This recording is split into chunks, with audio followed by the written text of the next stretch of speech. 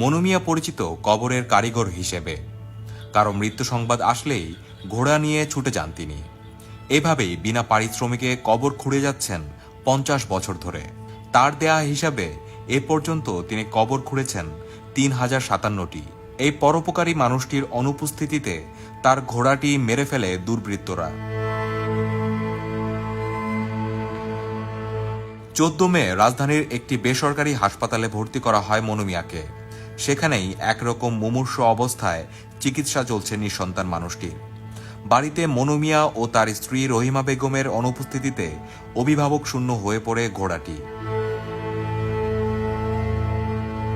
শুক্রবার সকালে পাশের মিঠামইন উপজেলার হাসিমপুর 36 গ্রামের একটি মাদ্রাসার পাশের পানির মধ্যে ঘোড়াটির মৃতদেহ পড়ে থাকতে দেখেন এলাকাবাসী। ঘোড়াটির বুকে ধারালো অস্ত্রের আঘাত।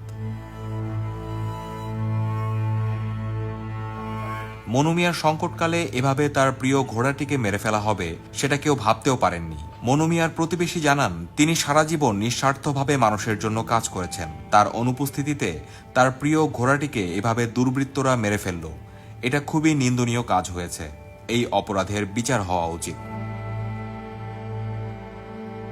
এ বিষয়ে কিশোরগঞ্জের পুলিশ সুপারের দায়িত্বে থাকা অতিরিক্ত পুলিশ সুপার মুকিত সরকার জানান, মিঠামইন থানার ভারপ্রাপ্ত কর্মকর্তাকে এ বিষয়ে আইনগত ব্যবস্থা নেওয়ার জন্য নির্দেশনা দেওয়া হয়েছে।